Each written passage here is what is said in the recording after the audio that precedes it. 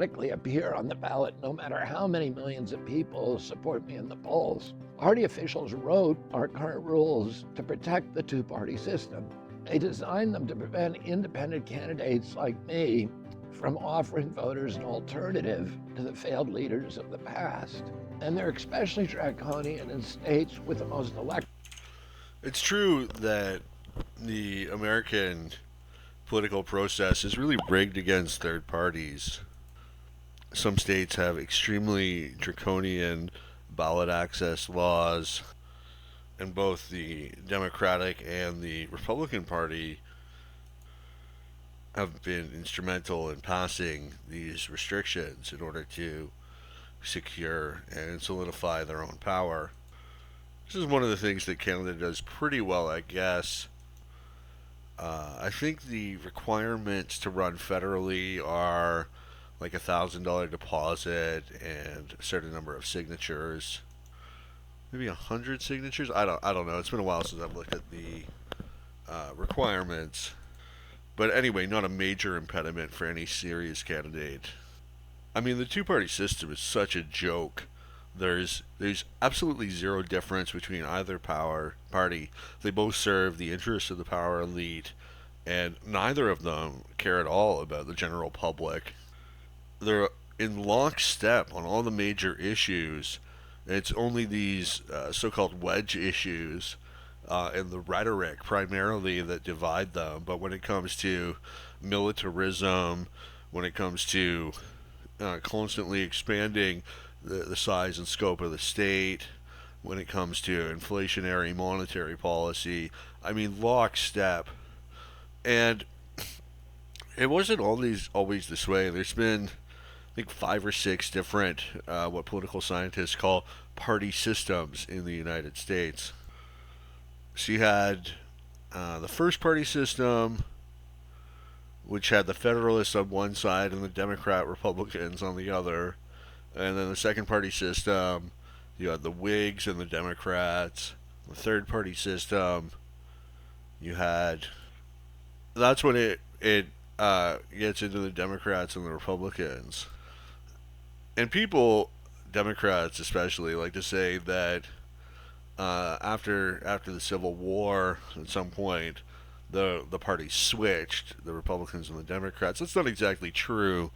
What happened was they both sort of evolved into different political organizations. Interesting thing about historically with the earlier party systems is that um, they were a lot more ideologically focused, and people were even more extremely partisan. Like you would never cross votes. You would either you would vote for your party or you would just stay home if they weren't sufficiently radical enough. Today it's not really about policy. It's much more about image.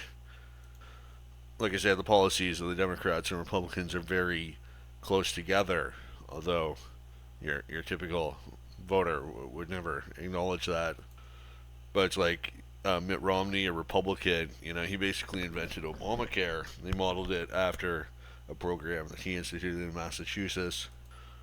Okay, he's a little more on the liberal side, but you look at Ronald Reagan, he doubled the size of the Department of Education. This great reformer. So it really doesn't matter what political party is in power. There's an agenda, and it's getting followed regardless of who is elected or who you vote for. Votes, states like California and Texas. This is a quagmire that I will help reform once I'm in office, but for now, my campaign has got to work within the rules and find a way to overcome each of the hurdles that they constructed to keep you from voting freely in November.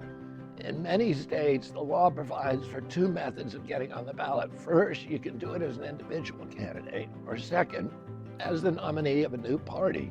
Each path requires a different number of signatures depending on the state.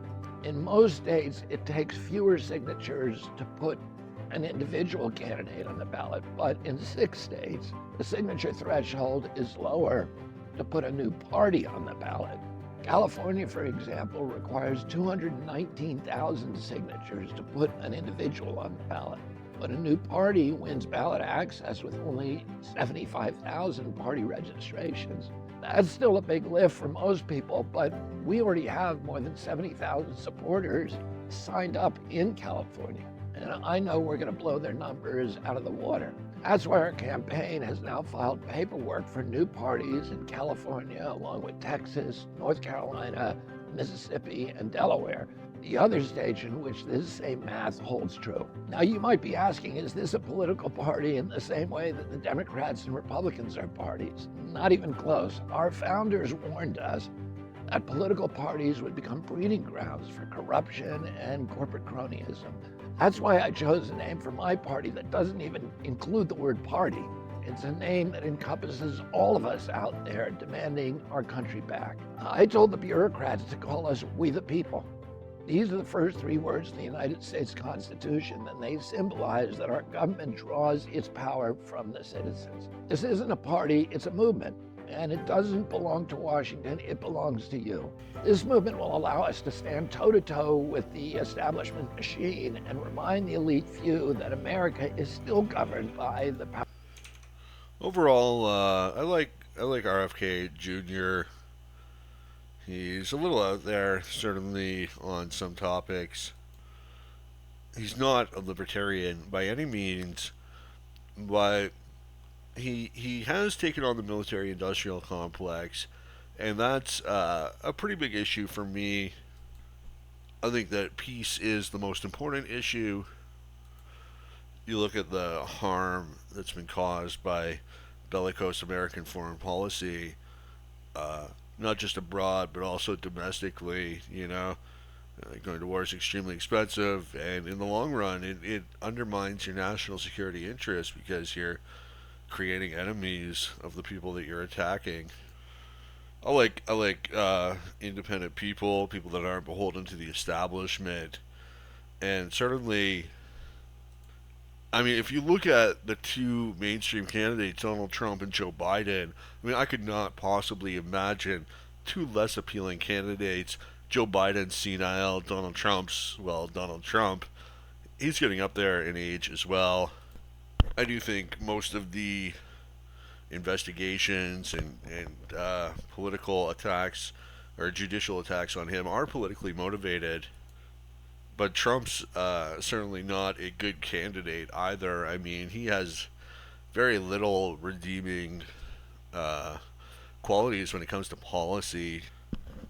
The best thing I can say about Trump is that he didn't start any wars while he was president, which that's actually it's not a high burden or a high bar really, but one that most politicians can't get under or over or whatever. But yeah, overall, I like RFK Jr. I think certainly as far as Democratic challengers are concerned, he's probably the most appealing of and there's not much of a field anyway. And also his candidacy raises a lot of concerns about the primary process. You've got these super delegates whose vote is worth 10,000 votes. I mean, what's going on with that? We saw how the Democratic establishment rigged the primary in favor of Hillary Clinton. The quintessential Washington insider against the radical Sanders campaign.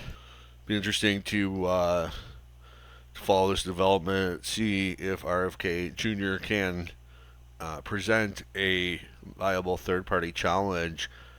Certainly, the time is ripe. I mean, Biden, Trump, both highly unlikable candidates. Powerful many. The corrupt 2-party system has held back our progress. It's failed our families. It's put corporate corruption on steroids. If you want to bring back free choice in our elections, you can go to our website and find out how you can help put my name on the ballot. I gotta say too, His voice is way less gravelly